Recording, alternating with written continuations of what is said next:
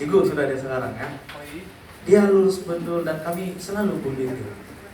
Dia tidak berani, dia bilang, saya tidak mau lah nanti saya jatuh di tengah kolam, dia bilang. Tidak, bully, kau pegang sejatuh, nah itu daun, saya bilang. Las, oke, saya pikir, dia bilang.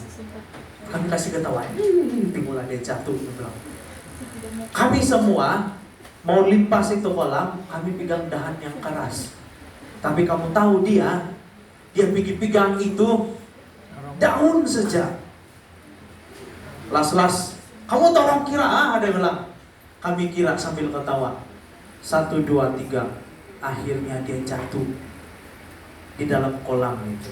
Nasib baik baru habis pembaptisan. Kalau tidak air, sakit-sakit juga itu kapal akan tiles itu. Itulah artinya berpegang kepada sesuatu yang sia-sia. Dalam arti kata lain, kita mau berpaut tapi daun yang kita pegang bukan dahan, tidak akan bertahan. Tuhan katakan, terkutuklah mereka yang mengandalkan manusia.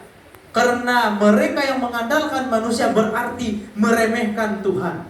Tuhan sangat membenci orang-orang yang mengandalkan manusia ataupun percaya kepada dunia. Galatia 6 ayat 7 katakan, jangan sesat, Allah tidak membiarkan dirinya dipermainkan. Karena apa yang ditabur orang, itu juga yang akan dituainya. Berarti kalau kita mengandal kepada dunia yang sementara saja, berarti kehidupan dan kesenangan kita juga adalah sementara. Kalau kita berpegang kepada sesuatu yang tidak baik, dunia ini tidak baik, maka yang terjadi dalam hidup kita mungkin mula-mula baik. Tapi lama-lama kita akan melihat keburukan dan akibat daripada dosa yang dunia ini tawarkan kepada kita. Tuhan sangat membenci umat manusia yang mengandalkan diri sendiri, mengandalkan manusia.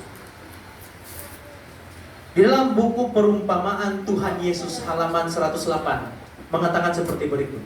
Tidak ada perkara yang begitu menyakitkan hati Allah. Tiada perkara yang sangat menyakitkan hati Allah.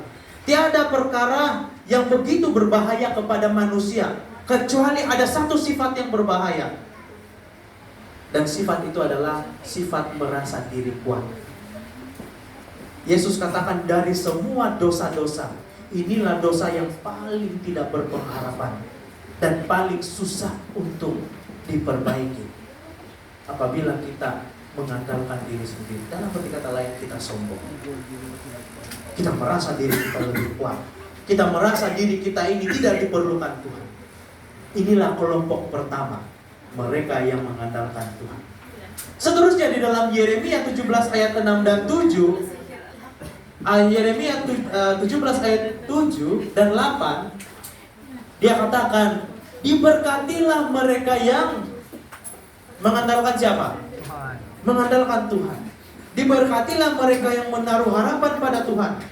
Karena mereka ini diumpamakan sebagai pohon yang ditanam di tepi sungai.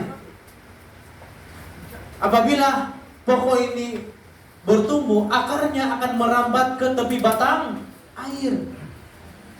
Dia tidak akan mengalami datangnya panas terik.